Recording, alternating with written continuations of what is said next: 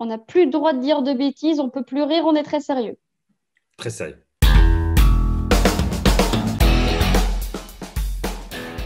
Le haut du corps, ce sont des choses qui parlent avec nous. Le problème qu'on a quand on prend la parole, c'est de maintenir l'attention des gens. Intention, geste, mots. On peut ouvrir sa palette d'interprétation. Salut les formateurs, c'est Flo, j'espère que vous allez bien. Aujourd'hui, on va parler de prise de parole en public. Mais je n'ai pas été chercher n'importe qui. J'ai été chercher Pascal Aumont. Alors j'avoue qu'il m'a fallu du courage pour aller le chercher, parce que c'est quand même quelqu'un de très connu, qui maîtrise très bien son sujet, qui a pu faire des conférences, qui travaille avec les plus grands. Et je me suis dit, mais est-ce que vraiment il va bien vouloir venir faire une vidéo avec moi? Eh bien oui, il a accepté. Et je suis ravie de pouvoir échanger avec lui aujourd'hui. Vous allez voir qu'il est mis plein de bonnes ressources. Il va nous donner des techniques, des bonnes astuces pour qu'on puisse prendre la parole et surtout être à l'aise dans notre prise en parole. On va parler de visioconférence, comment est-ce que je vais installer ma caméra, comment est-ce que je vais veiller à mon son, comment est-ce que je peux capter l'attention. On va parler de tout ça. Et vous allez voir, il est très bon. C'est parti.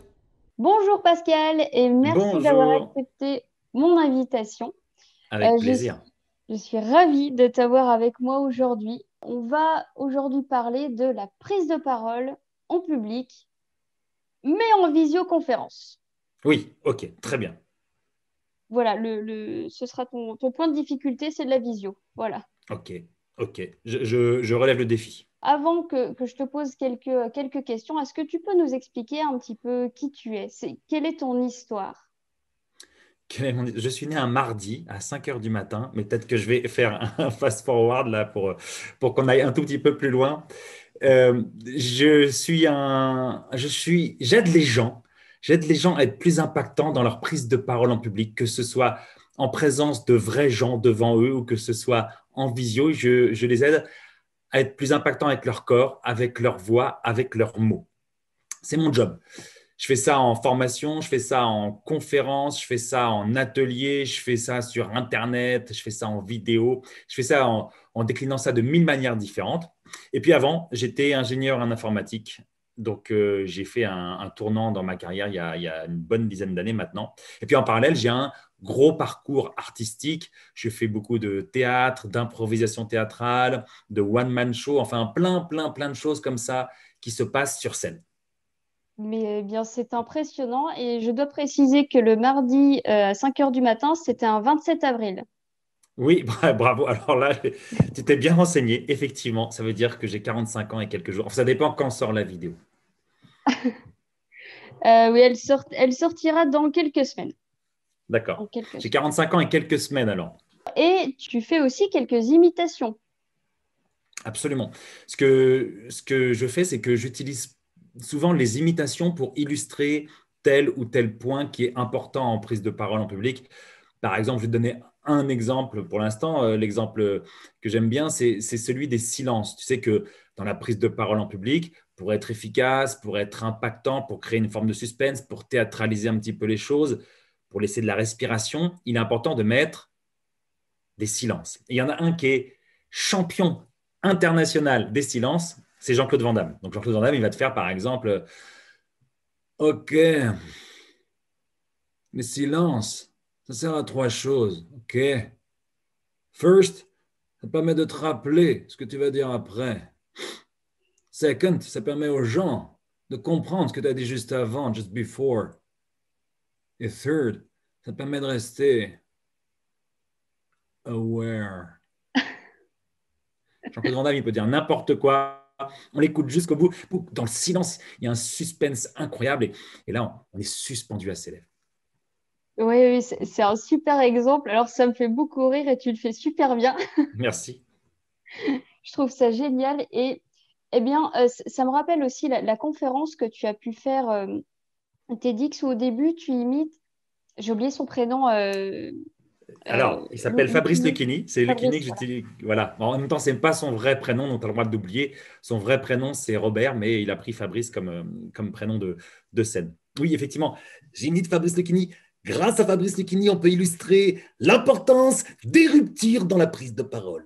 Une rupture, c'est un moment où tu vas changer l'intensité de ta voix, tu vas changer peut-être le débit, tu vas peut-être changer également d'émotion.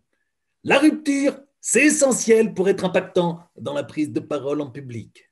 Le Kini, il sait le faire. Kiff énorme, gros kiff, continue. C'est excellent. Merci. Je vais revenir sur les silences Ouais, qu'on va utiliser, alors que ce soit en prise de parole, mais aussi, je me dis, en visioconférence, c'est important de marquer des silences. Ben, d'abord, pour laisser le temps de digérer. Quand on est formateur, on parle, on parle, on parle, et quand on stoppe, ben, les gens peuvent enfin digérer toutes les informations qu'on vient de leur donner. Et on le fait très peu. Enfin, j'ai pu remarquer que les silences, ça déstabilise. On a toujours envie de combler, de dire des choses. ouais. Les silences font peur. Donc souvent, on les remplace par un truc. Souvent, le truc, c'est un E. Tu sais, les gens qui parlent et qui disent, bon, bah, bonjour, je viens vous faire une formation sur la qualité de vie au travail. Du coup, dans cette formation, on va parler de trois. Parce que, effectivement, à des moments, on cherche ces mots. Et quand on cherche ces mots, on se dit, il va y avoir un silence. Et comme on a peur des silences, on remplit. Les Américains, ils appellent ça des filler words, des mots de remplissage. Et c'est exactement ça. Donc, il faut réussir à s'habituer à remplacer ces E, où il y en a plein d'autres, le en fait, le du coup, il y en a plein comme ça, des mots tics, des tics de langage qu'il faut réussir à remplacer par des silences. Et comme tu le dis, en présentiel ou en distanciel. C'est vrai que les formatrices, les formateurs, ce sont, j'allais dire presque avant tout, des oratrices et des orateurs parce qu'ils doivent faire passer des messages, ils doivent faire passer des savoirs, des connaissances, ils doivent transmettre des savoir-faire aussi par leur présence. Et leur présence, qu'est-ce qu'il y a en plus? Il y a leur corps et leur voix et leurs mots. Donc, les formatrices et les formateurs sont des oratrices et des orateurs. Et c'est important que les formatrices et les formateurs maîtrisent ces techniques d'art oratoire, comme les institutrices et les instituteurs, comme les professeurs. Voilà, ce sont des gens qui, dans la transmission, doivent être des bons orateurs. D'accord. Alors, quelle technique tu pourrais donner à des formateurs pour qu'ils soient au top du top en visio? Au top du top en visio. Alors, il y a déjà ce truc. Le premier truc, c'est qu'en visio, forcément, quand on parle à quelqu'un, on a envie de regarder la personne à qui on parle. Par exemple, moi, si je te parle et si je fais ce qui est le plus naturel, je vais te parler comme ça. Et donc là, je te parle comme ça. Donc là, du coup, toi, tu as l'impression que je suis en train de parler à mon genou. Ou je ne sais pas quoi. En plus, tu vois mon crâne, ce qui n'est pas forcément la meilleure chose à voir chez moi. Donc, en fait, le réflexe à choper, et qui n'est vraiment pas le réflexe le plus évident, c'est de regarder la caméra en se disant, OK, je regarde la caméra, et pendant que je regarde la caméra, en fait, Florence a la sensation que je suis en train de la regarder, donc c'est bon, c'est OK, c'est ça qu'il faut faire. Donc, regardez au maximum la caméra, évidemment, sur une journée entière de formation, quand on forme à distance, c'est très, très long de regarder que la caméra. Donc, évidemment, ça ne va pas se passer comme ça tout le temps, 100% du temps. Mais en tout cas, dans ces moments importants où on a des messages forts à faire passer, la première chose, c'est de se dire, je regarde la caméra parce que les apprenants de l'autre côté, ils ont vraiment la sensation que je les regarde dans les yeux. Alors, moi, je regarde une machine avec une petite diode bleue. Donc ça, c'est vraiment Ok. la règle, la première règle, super importante. Ensuite, après, il y a aussi le côté esthétique du cadrage. On n'est pas à la télé, bien sûr, mais il y a deux, trois trucs. La caméra qui est intégrée dans les ordinateurs portables, elle est un peu en dessous de nous. En général, elle est un peu en dessous, quoi. Du coup, quand on se cadre avec la webcam intégrée dans le portable, on a une vue en contre-plongée qui est rarement flatteuse. Ça ne marche pas très bien, c'est pas très joli, quoi. Donc, il faut faire en sorte d'avoir la caméra au niveau du regard. C'est ça qui marche très, très bien, c'est d'avoir la caméra au niveau du regard. Moi, pour le coup, là, j'ai une caméra externe que j'ai mise sur mon écran externe. Donc, du coup, elle est exactement à la hauteur de mon regard.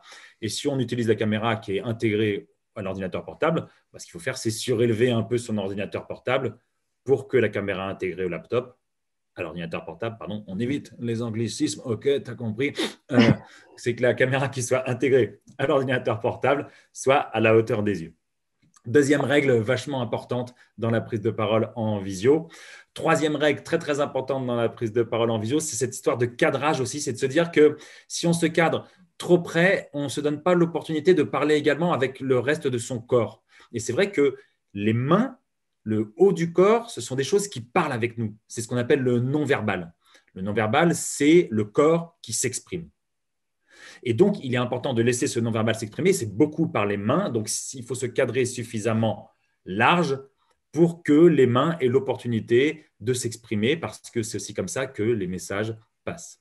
Donc là, ça fait quoi? Ça doit faire 3 règles. Ouais. Et puis après, il y a tout ce qui est question d'éclairage, de choses comme ça, de l'éclairage et le son, enfin tout ce qui est technique. C'est la 4e règle, c'est faire au maximum pour que les conditions techniques soient le plus confortables possible pour les apprenants parce que encore plus que l'image, c'est le son qui est important. On sait que les gens vont beaucoup lâcher les vidéos qu'ils regardent sur YouTube, par exemple, sur Facebook. Si le son est mauvais, c'est là qu'on lâche le plus, même encore plus que l'image. Donc, le son, avec toi, tu as le micro-casque là qui marche très bien, qui fait un son nickel. C'est toujours mieux comme son d'ailleurs que le son direct ordinateur.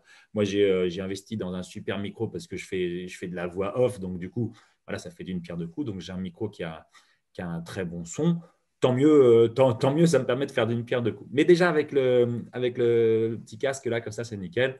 Et puis, pour la lumière, on peut investir dans ce qu'on appelle une ring light. Une ring light, c'est Oui. une lumière comme ça, en rond, qu'utilisent beaucoup les YouTubers. Ça ne coûte pas très, très cher. Je ne sais plus combien j'ai payé la mienne, mais ce n'est pas très, très, très cher. Ça permet d'avoir une lumière qui fait à peu près naturelle, qui est sympa. Et puis, bien sûr, il y a le fameux contre-jour. Tu vois, si je regarde, tu as une fenêtre qui est derrière toi, mais elle est petite. Donc, la fenêtre qui est petite derrière toi, elle n'est pas gênante. Mais si on a une fenêtre trop grande derrière soi, on a un contre-jour. Donc, du coup, on apparaît tout sombre et on voit surtout la lumière derrière. Je résume mes quatre règles. La première, regarder au maximum la caméra pour que les gens aient l'impression que tu les regardes eux. La deuxième, se cadrer, avoir la caméra au niveau des yeux. La troisième, se cadrer suffisamment large pour qu'on puisse voir les gestes. Et la quatrième, avoir un environnement technique qui passe, quoi. Voilà, au niveau du son et au niveau de la lumière. Ok, Et du coup, très bien. pardon. Donc, je vais bien faire attention. Alors, c'est vrai que moi, forcément, c'est pas le plus joli des environnements qui est derrière moi. Hein, c'est pas des bureaux. Et puis, oui, il y a une porte qui est derrière qui pourrait être gênante. Après, c'est vrai qu'on fait aussi comme on peut Comme avec on les peut, moyens du bien bord. sûr, bien sûr. Mais merci en tout cas pour ces techniques-là, ça nous fait une bonne préparation. Je voulais revenir sur quelque chose que tu utilises, que tu as dit dans une vidéo et qui m'a beaucoup parlé, c'est intention, mots et gestes. Oui. Oui, c'est un peu la théâtralisation de la prise de parole. Le problème qu'on a quand on prend la parole, c'est de maintenir l'attention des gens. Et en visio, c'est encore plus difficile parce que des fois, les gens ne mettent pas leur caméra, parce que forcément, en visio, l'attention elle va se disperser. On est chez soi, on peut avoir des trucs, on peut couper, on a un coup de fil. Très difficile de maintenir l'attention des gens. Donc, c'est pourquoi il est important de prendre conscience qu'une prise de parole réussie, c'est aussi une prise de parole qu'on se permet d'envisager comme quelque chose d'un peu théâtralisé. Alors, ça peut faire peur de dire ça va, je ne suis pas au théâtre, je suis en train de parler juste aux gens. Théâtralisé, c'est pas grand-chose, c'est se dire que je vais peut-être aller un tout petit peu plus loin dans les intentions que je veux délivrer. Je vais faire attention aussi à ce qu'exprime mon corps, je vais faire attention à ce qu'exprime ma voix et je vais utiliser les 2-3 techniques comme la technique des silences, et il y en a quelques autres. Et puis, il y a ce que tu dis, effectivement, intention, geste, mot. Intention, geste, mot. Pourquoi? Parce que parfois, quand on a envie de se progresser en prise de parole en public, on apprend des gestes. On va faire, par exemple, alors,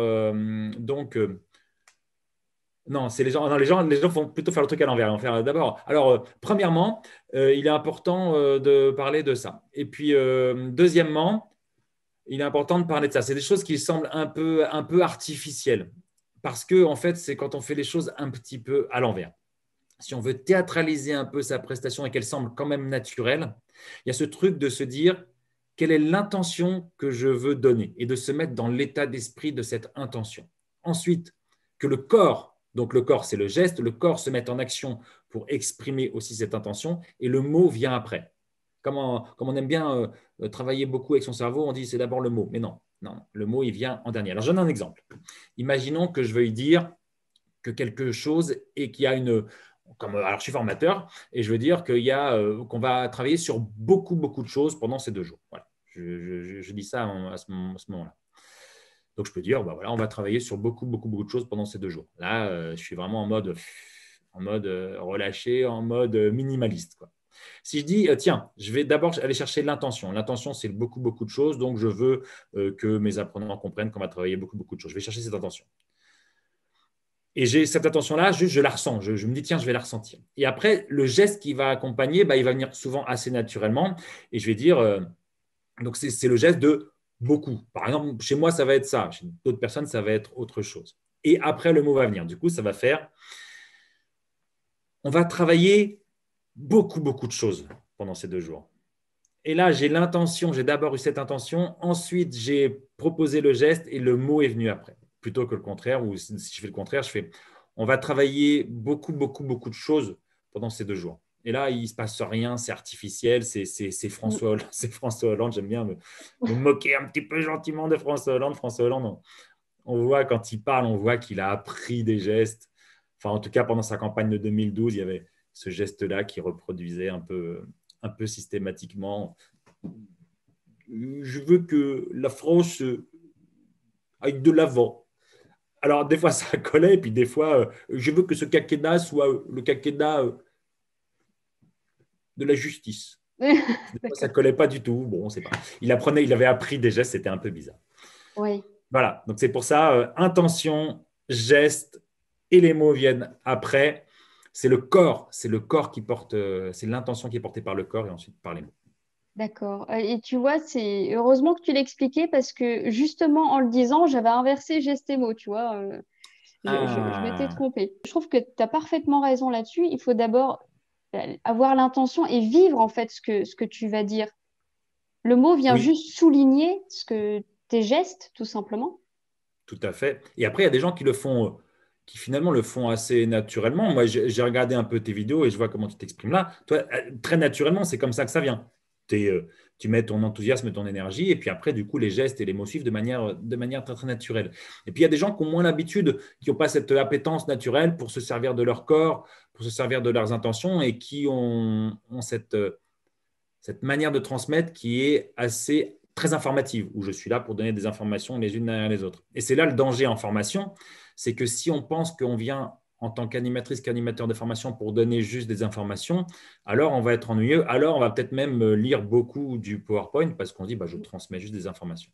Mais on ne transmet pas que des informations, évidemment. En formation, on transmet des savoir-faire, on transmet des savoir-être, on transmet des compétences, on met les gens en action. Bref, il y a beaucoup d'émotions qui se passent dans 2 jours de formation. Même si c'est une formation sur la gestion de la paye ou sur des trucs très, très techniques, la formation, c'est de la transmission aussi grâce aux émotions. Oui, oui, tout à fait. Et l'émotion, c'est ça aussi qui va capter l'intention. Si je montre ne serait-ce qu'une vidéo qui peut être marquante, bah, tout de suite, on va capter l'attention, mais aussi on va s'en souvenir parce qu'il y a une Oui, émotion qui s'en est dégagée. oui, c'est vrai. C'est vrai que la meilleure manière d'imprimer des savoirs, c'est d'utiliser les émotions. C'est ce qu'il y a Mm. de plus efficace. C'est les champions et championnes de la mémoire. Il y a des gens qui sont, c'est pas, ils ont, je sais pas, ils se sont dit, tiens, je vais me faire un défi. Ils sont champions, championnes de mémoire. Ils apprennent des livres par cœur. Ils apprennent pi jusqu'à la 12 millième décimale. Et ils utilisent toujours des images fortes en émotions pour réussir à retenir ces choses-là. Parce que les émotions sont la meilleure manière d'apprendre. Alors, sur la prise de parole en visio, c'est vrai que c'est quelque chose d'assez spécifique et en même temps pas tant que ça. C'est-à-dire que pour moi, la prise de parole en visio, ça reste d'abord de la prise de parole. Et c'est quand on se dit, tiens, je suis en visio, donc du coup, c'est très différent, donc il faut que je fasse différent. C'est là qu'on peut parfois faire des erreurs. C'est là qu'on peut se dire, je suis en visio, donc je vais leur mettre plus de texte. Erreur. Ou je suis en visio, donc je vais donner plus de détails. On fait souvent des erreurs, on se dit, parce que je suis en visio, je dois faire différemment. Mais non, la visio, c'est la même chose avec les quelques trucs qu'on a dit, les 4-5 trucs qu'on a dit en plus, mais c'est la même chose. Et bien sûr, il y a le truc de toujours se dire qu'il faut aller vérifier que les participants sont bien engagés. Donc, il faut aller très souvent aller les chercher, les solliciter, les interpeller par leur prénom, leur demander d'allumer leur caméra, ce genre de choses que finalement, depuis un an, toutes les formatrices, tous les formateurs ont expérimenté, qui est parfois difficile aussi. Il m'arrive parfois aussi d'intervenir dans le monde étudiant. Et c'est toujours la même chose. Là, j'ai fait une conférence, une mini-conférence pour des étudiants en IUT. Et bien sûr, il a fallu d'abord que la prof et la directrice rappellent au début de la conférence, qu'elle rappelle qu'il était important d'allumer la vidéo parce que quand on allume la vidéo, on se sent plus engagé. Avant, ils avaient envoyé un email aussi en disant ne soyez pas allongés sur le lit, n'ayez pas la casquette, machin, tout le bazar. Mais il est important d'engager les participants, en fait, encore plus qu'en présentiel, parce qu'en présentiel, on peut vérifier à tout moment que les participants sont engagés. À distance, c'est plus difficile. Donc, il y a aussi la voix. La voix est très présente, la voix est très importante en visio. La visio, ce n'est pas que de l'image, c'est aussi de la voix. J'ai pu participer à des visios, des cours que j'ai pu suivre en marketing qui duraient 7 heures d'affilée. Et c'était long. Là, j'avoue que j'ai pleuré au bout de 2 jours. J'ai dit, je ne sais plus ce qui se passe. Je sais plus. J'ai dit, pourvu qu'on ne me pose pas de questions parce que je ne comprends plus. Et j'avais en face de moi, de l'autre côté, une professeure qui parlait avec une voix très monocorde et qui soufflait beaucoup. Il y avait très peu de mouvement. Je me disais, mais c'est pas possible, mais comment on va faire? Il faut nous apporter du dynamisme, il faut qu'on fasse des choses, qu'on échange. Enfin, il y a pas mal de choses. Et effectivement, la voix, elle a vraiment tout son sens, quoi. Même si les caméras peuvent être fermées à certains moments, si la voix, elle est monocorde en plus, là, tout le monde dort, hein, c'est terminé. Mais oui. Mais oui. Et alors, on a ce problème-là aussi dans la langue française, c'est que la langue française n'est pas une langue à accent tonique. L'anglais, par exemple, est une langue à accent tonique dans le sens où il y a des variations. On dit « good morning ». J'exagère un tout petit peu, mais c'est presque ça. Des fois, quand on entend des Anglais, well, I'm British. Il y a beaucoup de variations en allemand aussi. Guten Morgen, en italien, buongiorno. Ce sont des langues à accent tonique où il faut vraiment marquer l'accent sur telle ou telle syllabe pour chaque mot. Il y a des règles. En français, il n'y a pas ça. Donc, le français peut être plat si on ne décide pas de créer des variations dans le cadre de la phrase, de créer des variations. Alors, le français peut être plat, et alors on en est à… Maintenant, nous allons voir le troisième point, et ce troisième point, il porte sur la partie non verbale de la prise de parole en public, donc, parce qu'il n'y a pas les accents toniques. Donc, il est essentiel aussi de se dire que, et c'est aussi dans le cadre de la théâtralisation de la prise de parole, de se dire qu'effectivement, comme tu le disais, il est important de ne pas être monocorde, de ne pas être monotone, de créer des variations. Et pareil, il y a des gens pour lesquels c'est super naturel de créer des variations et des gens pour lesquels ça demande un effort parce que ce n'est pas leur manière de communiquer naturelle. Alors moi, le conseil que je donne quand j'ai des gens en formation qui ont ces difficultés-là, le conseil que je donne, c'est insiste sur les mots importants et insiste de manière exagérée sur les mots importants. Par exemple, de se dire, OK, alors donc j'insiste sur les mots importants. Donc, nous allons maintenant aborder le troisième point de notre formation. Ce troisième point, il est essentiel parce que c'est un point qui porte sur la qualité de vie au travail. Et juste, je chope quelques mots comme ça qui sont les mots importants, j'insiste dessus.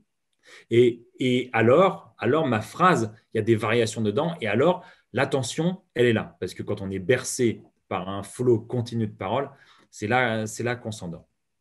Et bien sûr, les gens qui n'ont pas l'habitude de créer ces variations, quand on leur demande de faire ça, ils ont l'impression que c'est clownesque. Ils ont l'impression que ça fait un truc énorme. Ils ont l'impression de faire… Et maintenant, nous allons voir le troisième point, qui est un point essentiel. Ils ont l'impression de faire ça.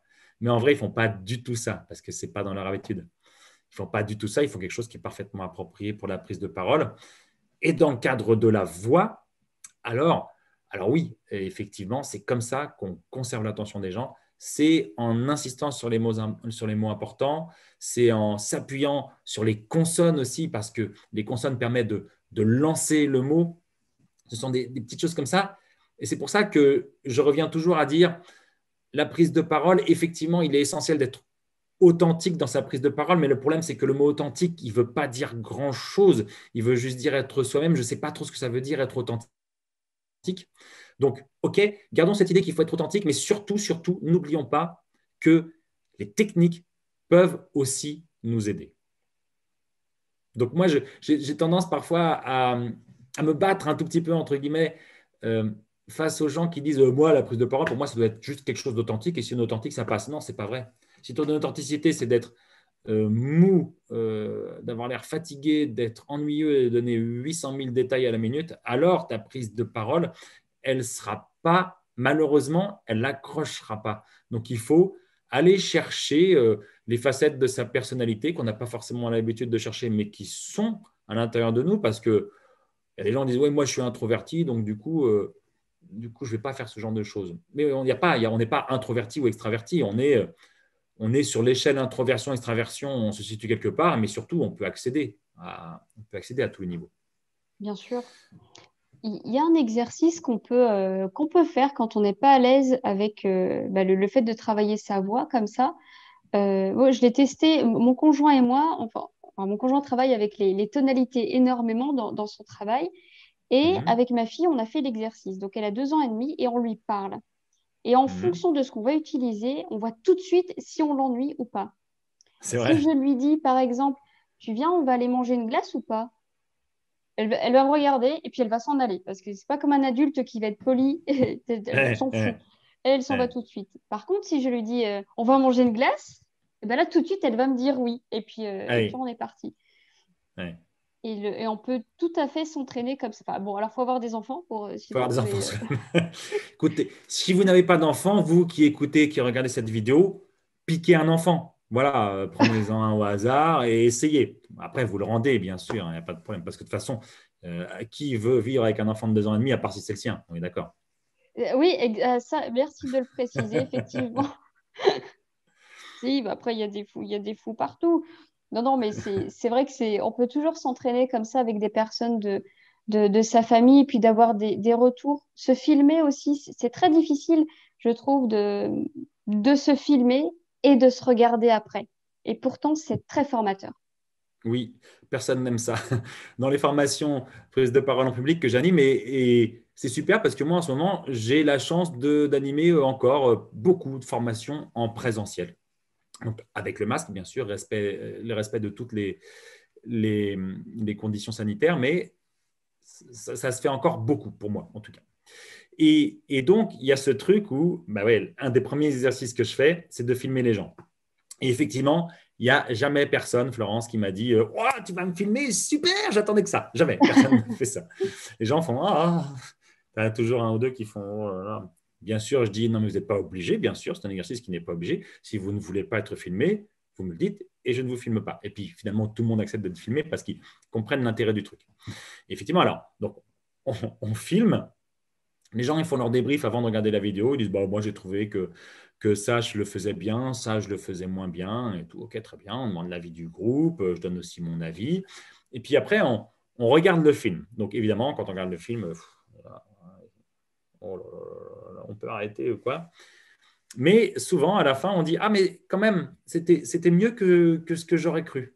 Ah, bah écoute, super. J'ai vu ce que je faisais bien. Et surtout, et je pense que c'était là où tu voulais en venir aussi, j'ai vu les choses sur lesquelles je peux travailler. J'ai entendu que je faisais 53 fois en 2 minutes et que c'était beaucoup trop. J'ai vu qu'avec mes mains, je ne savais pas quoi faire et que du coup, je les gardais le long du corps. J'ai vu que j'avais la tête un petit peu penchée comme ça et je ne sais pas trop pourquoi, c'est un petit peu étrange. J'ai vu que j'avais une crispation, j'ai vu que ma voix était vachement rentrée dans la gorge, j'ai entendu, bref. Mm. Et donc, je veux travailler dessus. Donc, je travaille dessus. Et moi, j'ai fait des centaines de vidéos et je fais du montage dans ces vidéos. Donc, j'ai fini par m'habituer à me voir en vidéo. Ça ne me dérange plus maintenant, mais c'est vrai que ça n'existe pas. Si, il y a sûrement des gens qui adorent ça et ce sont des gens qui sont peut-être un petit peu mégalos. Mais sinon, c'est toujours un peu difficile. On a du mal avec son image. Bon, bah, voilà, Oui. faut composer. Et puis, on ne se reconnaît pas. On ne reconnaît pas sa tête. On ne reconnaît pas sa voix. On ne reconnaît rien. Donc, du coup, c'est toujours un peu bizarre. C'est vrai, on va être très très critique. Et moi, il y a quelque chose que je dis pour aider les personnes qui veulent pas se voir ou quoi que ce soit. Je leur dis, basez-vous sur les faits. Qu'est-ce que tu as Ouais, fait de bien et qu'est-ce qui a amélioré? Mais les faits, tu as les ouais. épaules qui sont rentrées, tu as que tu parles avec tes mains. Voilà, les faits, les faits. Et ça, je trouve que ça dédramatise un peu le fait que je suis pas bien habillée, j'aime pas ma voix, machin. Enfin, il y a toujours plein de critiques qu'on peut avoir. C'est vrai. Ouais. Oui, oui, oui, l'effet, être le plus objectif possible, mais c'est pas facile, quoi. C'est une forme d'injonction. Ne te juge pas. Ah, oui, c'est dur quand même hein, de pas me juger. Mais oui, tu as raison. Hein, si on est objectif, c'est pour ça que moi, je travaille toujours d'abord sur la grille de lecture. Quoi. On se dit, OK, quelqu'un qui prend bien la parole en public, c'est quelqu'un qui, pour vous, fait quoi? Et les gens me disent concrètement, bah voilà, c'est quelqu'un, et c'est les choses qu'on a dites, c'est quelqu'un qui va bien savoir manier le débit, donc quelqu'un qui ne va pas parler trop vite, par exemple. Moi, je sais que c'est ma tendance, j'ai tendance parfois à parler trop vite, donc je continue à travailler dessus en créant des silences, en ralentissant, de parler suffisamment fort pour être entendu, mais aussi pour renvoyer l'image de quelqu'un qui a confiance en soi, de créer des variations, de créer des silences, etc. Et puis, donc ça, c'est le paraverbal, parce que c'est tout ce qui concerne la voix. Et puis, on travaille aussi on définit les bonnes pratiques en termes de non-verbal. Donc, bien s'ancrer au sol. Alors, quand on est en visio, on a plus de problèmes d'ancrage au sol, puisque souvent, on est assis, mais on a un danger quand même. J'en ai pas parlé tout à l'heure, mais il y a un danger, c'est que quand on est en visio et qu'on a un bon fauteuil confortable, on risque de se mettre un peu en arrière sur son fauteuil, de poser ses mains sur la table, et du coup, on ne laisse pas son corps s'exprimer, et puis on ne renvoie pas une image dynamique, juste parce qu'on n'est pas très vertical. Donc moi, systématiquement, quand j'ai une vidéo à faire ou une interview comme on fait là, j'utilise un fauteuil sans dossier. Je n'ai pas de dossier derrière moi. Donc comme ça, je suis obligé de Oui, me tenir il faut. droit. Mon bureau est suffisamment loin de moi pour pas que je puisse poser les mains dessus. Enfin, pas de manière confortable en tout cas. Et donc, mes mains s'expriment avec moi. Et donc, je parle assis comme debout. C'est là la cinquième règle. Tiens, je rajoute cette cinquième règle dans les 4 choses que je dis à chaque fois. C'est cette notion de parler assis comme si on était debout avec autant de dynamisme que si on était debout. Donc, on parlait du non-verbal. On a dit cette histoire d'ancrage au sol qui n'existe plus quand on est assis, mais il faut faire attention à être assis comme debout. Il y a tout ce qui est avoir une gestuelle plutôt ouverte et éviter l'éthique gestuelle. On parlait d'éthique de langage. Là, c'est l'éthique gestuelle à éviter.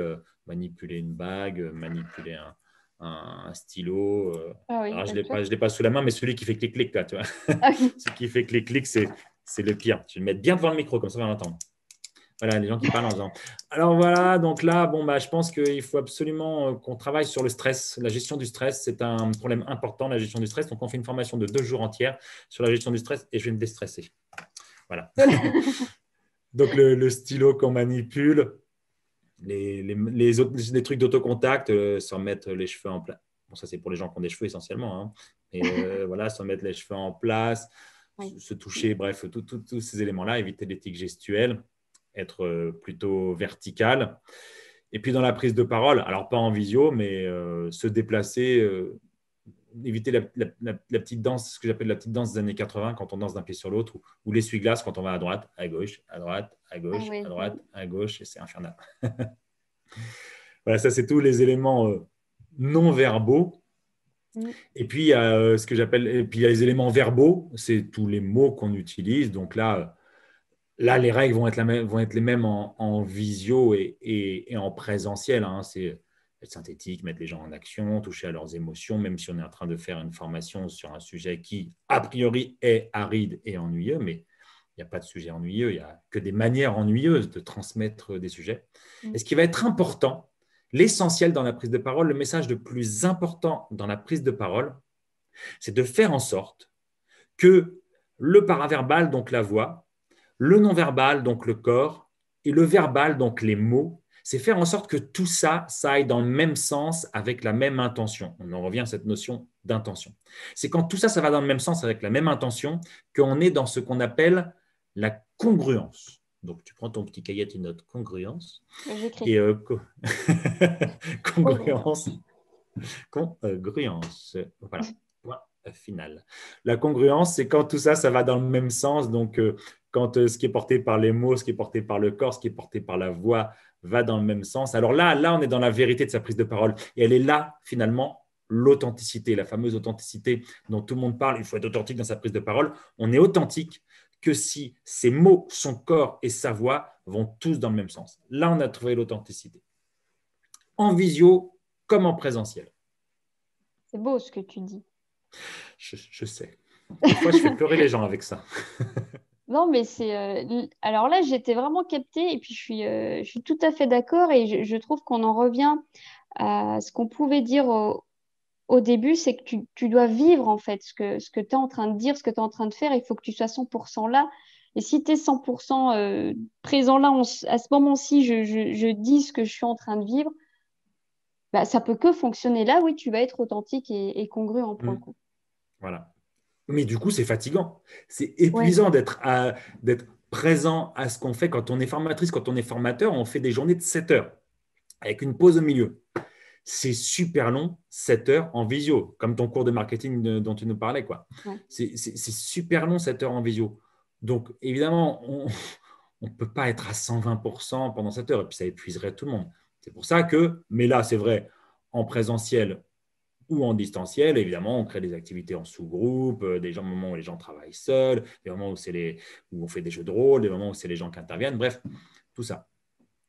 Mais ouais, c'est ça. Enfin, si on ressort et qu'on n'est pas fatigué, ça veut dire qu'on n'a pas bien bossé, quoi. Moi, quand je ressors d'une formation de 2 jours en présentiel, je ressors épuisé autant que mes participants. Et si c'est le cas, bah, c'est qu'on a bien bossé. Si je ne ressors pas épuisé, je fais bon, voilà, mais ça n'arrive jamais. Je ressors toujours épuisé parce que je Oui. me donne toujours à 100%. C'est pour ça que quand on est formatrice, formateur, on ne peut pas faire 20 jours de formation par mois. C'est juste pas possible.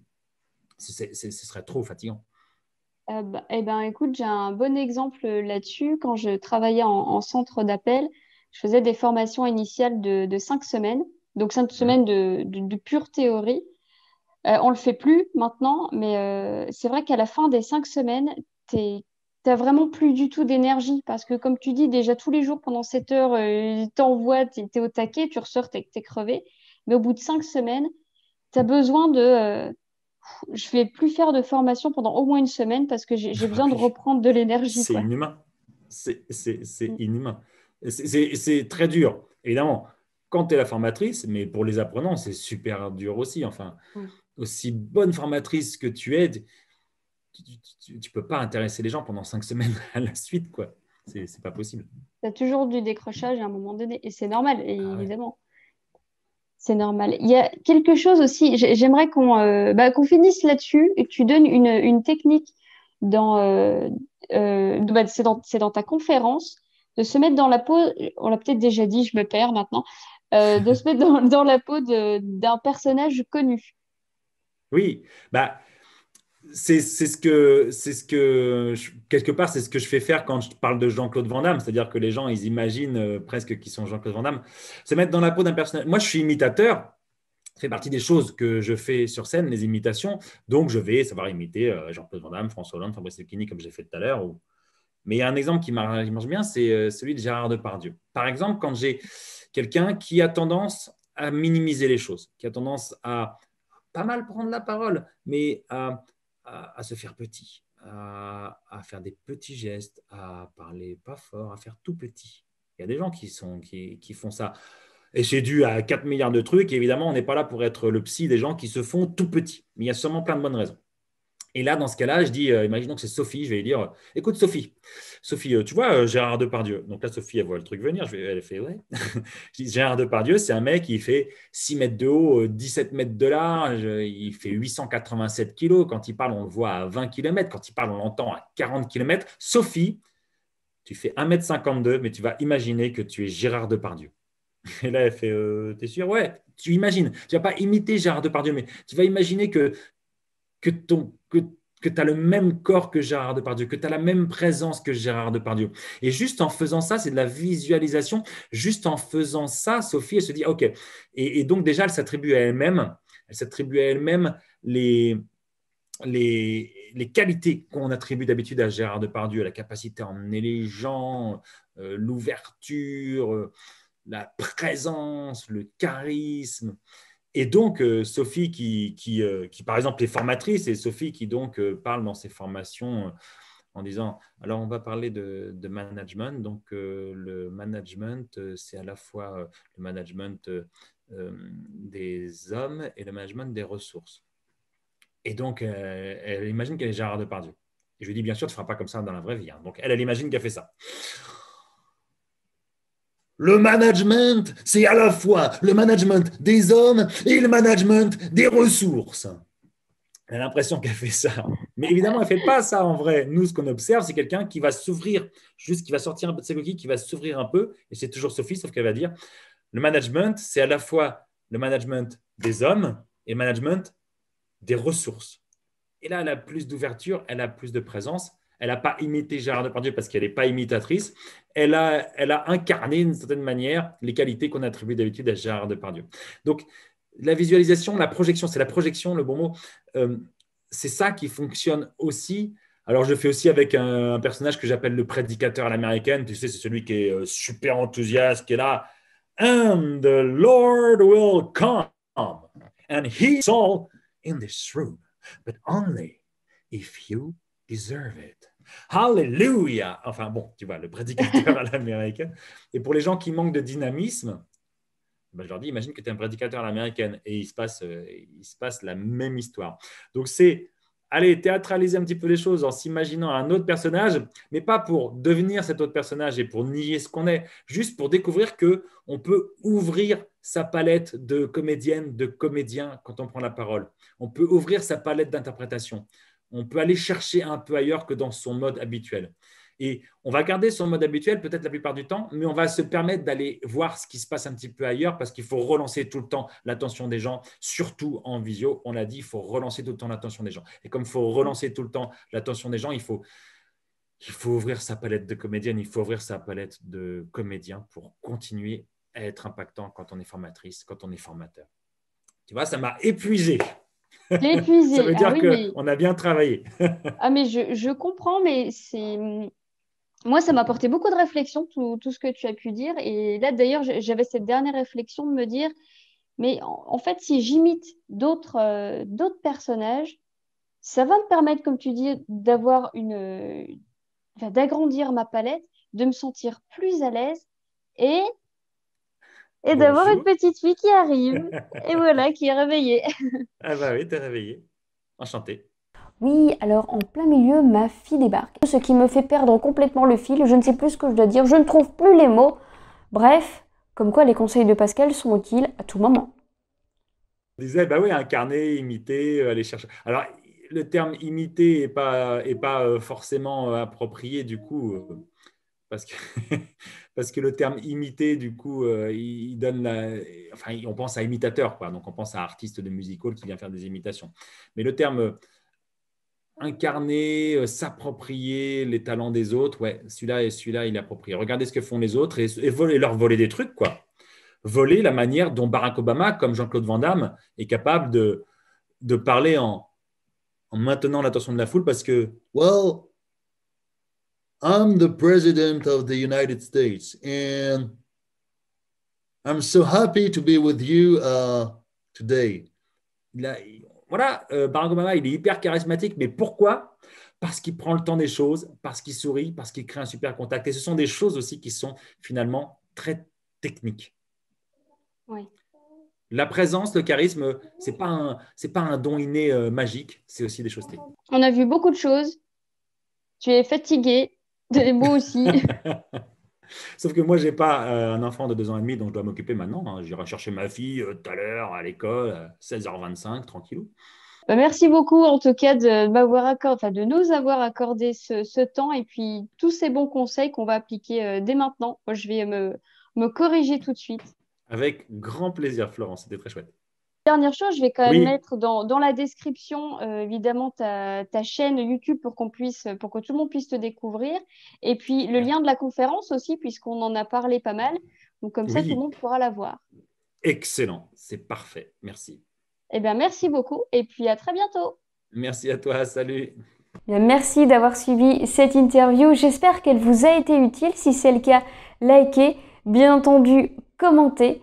Et si vous voulez en savoir plus sur Pascal Aumont, eh bien, je vous mets le lien de sa chaîne YouTube juste en dessous, ainsi que le lien vers la conférence TEDx qu'il a pu animer sur la prise de parole et qui pour moi est vraiment excellente parce que à partir du moment où vous commencez à regarder sa conférence, vous allez au bout. Vous ne pouvez pas vous arrêter au milieu. Donc, vous allez pouvoir découvrir à quel point il est bon et je pense que vous l'avez déjà compris. Bref, je vous invite à le découvrir. Merci de nous avoir suivis et je vous retrouve la semaine prochaine pour une nouvelle vidéo.